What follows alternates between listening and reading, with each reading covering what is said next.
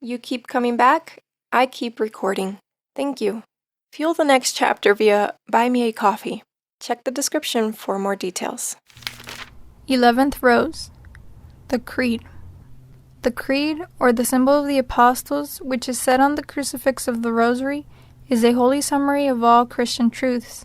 It is a prayer that has great merit, because faith is the root, foundation, and beginning of all Christian virtues, of all eternal virtues, and also of all prayers that are pleasing to Almighty God. He that cometh to God must believe. Whosoever wishes to come to God must first of all believe, and the greater his faith, the more merit his prayer will have, the more powerful it will be, and the more it will glorify God.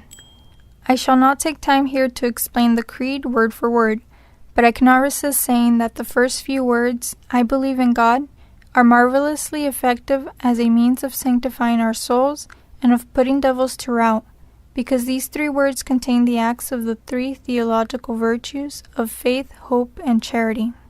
It was by saying I believe in God that the saints overcame temptations, especially those against faith, hope, or charity, whether they came during their lifetime or at their death.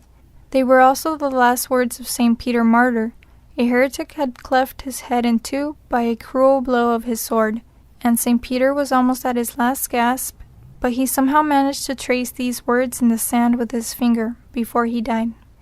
The Holy Rosary contains many mysteries of Jesus and Mary, and since faith is the only key which opens up these mysteries for us, we must begin the Rosary by saying the Creed very devoutly. And the stronger our faith, the more merit our Rosary will have. This faith must be lively and informed by charity. In other words, to recite properly the Rosary, it is necessary to be in God's grace, or at least in quest of it. This faith must be strong and constant. That is, one must not be looking for sensible devotion and spiritual consolation in the recitation of the Rosary, nor should one give it up because his mind is flooded with countless involuntary distractions, or one experiences a strange distaste in the soul and an almost continual and oppressive fatigue in the body. Neither feeling, nor consolation, nor sighs, nor transports, nor the continual attention of the imagination are needed. Faith and good intentions are quite enough. Faith alone suffices. Enjoying the narrative? Stay in the loop. Join my mailing list. Friendly updates, no spam, just gratitude. Thanks for being here. Regarding the declaration in this chapter, where the author states that faith is enough to provide the soul the comforting food of prayer, it is necessary to point out, for the sake of those listeners, that when hearing this pious text, will fall into error and heresy by thinking they have found an open invitation to believe that faith is enough for salvation without works, when this is not what the author is saying, nor is it true, and it would be a great error to think that from this text this doctrine is suggested or approved.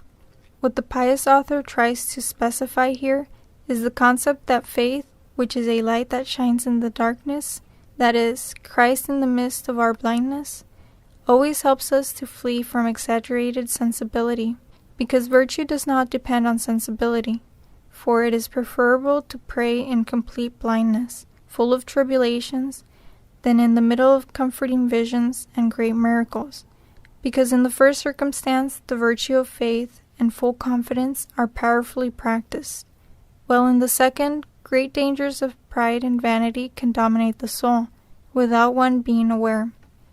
So, although faith is enough for the spiritual life, it is practiced in our day-to-day actions when we force the body and bow down our will to pray.